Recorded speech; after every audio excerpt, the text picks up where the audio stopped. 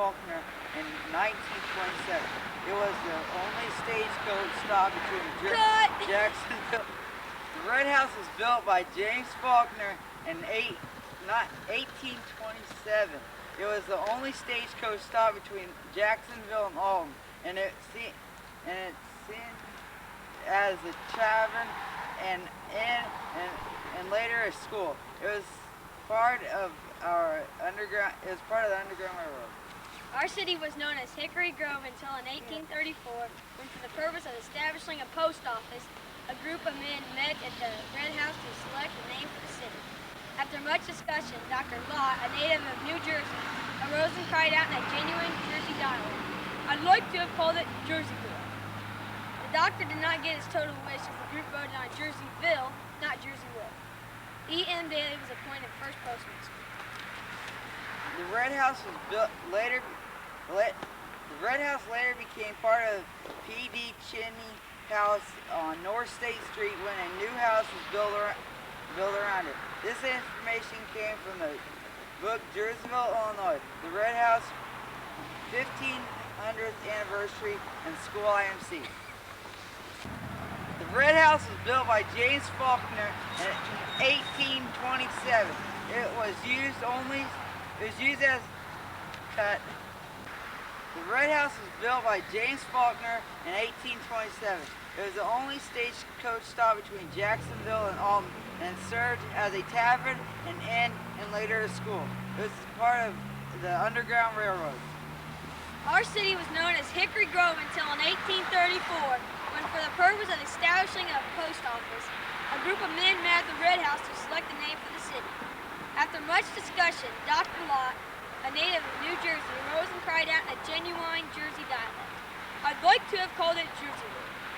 The doctor did not get his total wish, as the group voted on Jerseyville, not Jerseyville. E.M. Daly was appointed first postmaster. The Red House later became part of P.D. Cheney, home of the North State Street, when a new house was built around it. This information came from the book Jerseyville, Illinois, the Red House's 150th anniversary in the school IMC.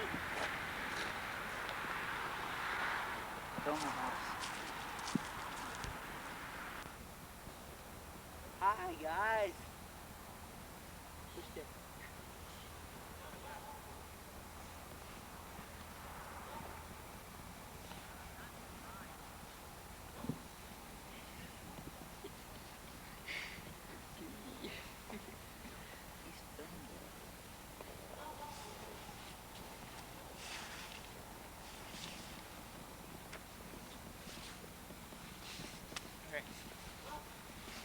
This is the Hickory Grove Cemetery, located just north of Lions Park in Jerseyville.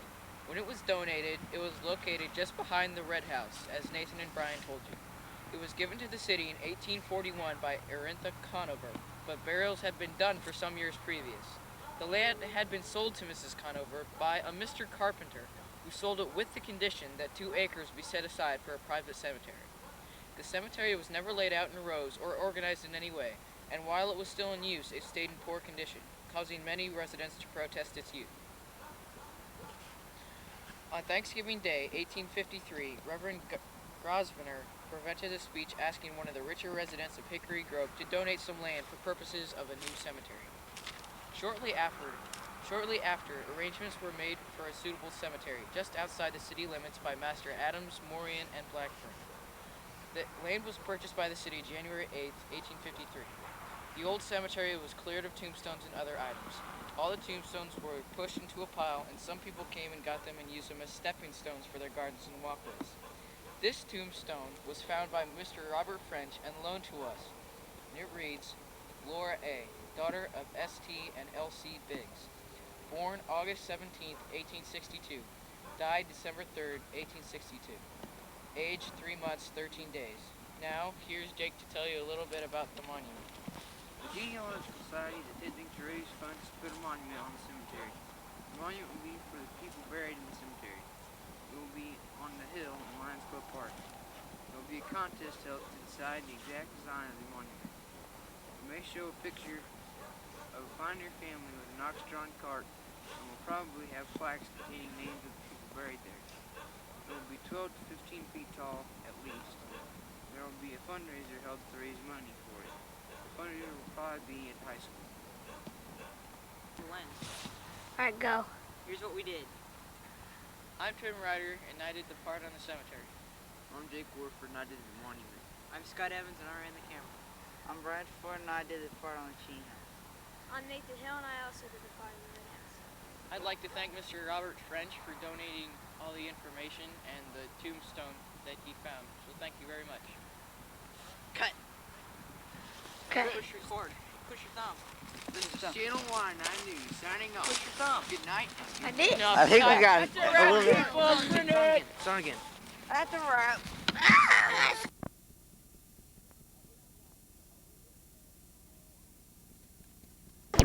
Very clever.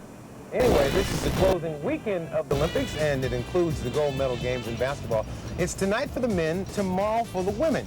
And you can see both as part of our Olympic coverage here on NBC. And that'll do it from the AT&T Global Olympic Village here in Atlanta. We'll see you back home next week right here on NBA Inside Stuff. So long, everybody. We have to leave? Yeah, we gotta go back. Okay.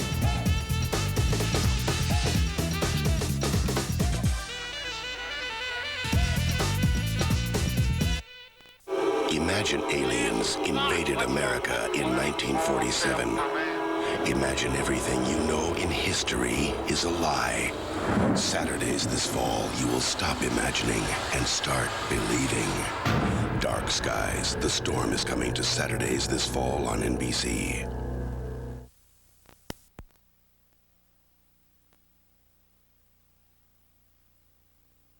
Olympic station, this is a News Channel 5 update. Good morning, I'm meteorologist Paul Williams in the Channel 5 newsroom as we take a look outside, continuing to make preparations for the Strassenfest Festival throughout the downtown area. Activities are already in full swing, although it is a bit humid right now. So the 5-day forecast, we'll continue to watch out for warmer conditions, high of 87 degrees today, a few scattered showers perhaps on Sunday, but then a warming trend starts Monday, Tuesday, and Wednesday. More news in 1 hour.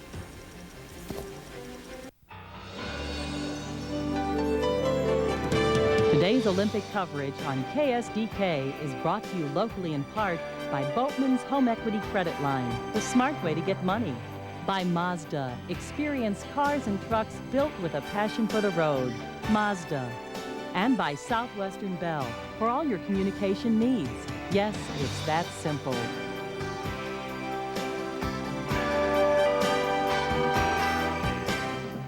Monday on News Channel 5's cover story. It's our national pastime, baseball. But when you're young, playing safely is as important as learning to play correctly.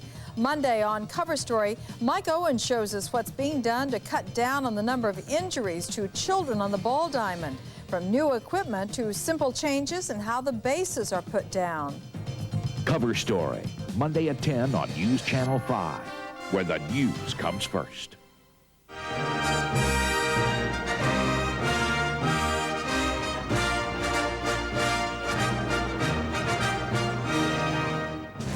Last year, Andre Agassi stood atop the tennis world. This year, he has met disappointment. But now, an Olympic gold medal is within reach. He is a cold warrior, the pride of his nation. Cuba's Felix Savon is one bout from a second Olympic title. It is a soccer-mad country, but Argentina has never won Olympic gold. Standing in its way, Nigeria's Super Eagles, already giant slayers at these games.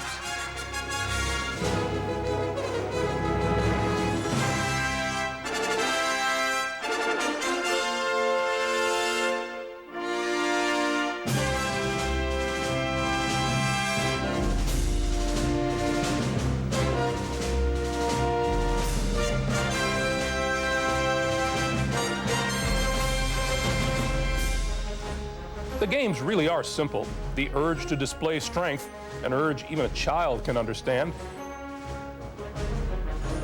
The thrill of the big moment, an opportunity to be an Olympic hero, a child's fantasy.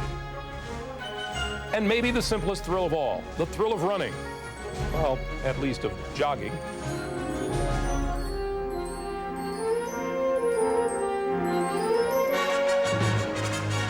Good morning, everyone, and welcome. We have jogged our way to the penultimate day of these, the Centennial Olympic Games.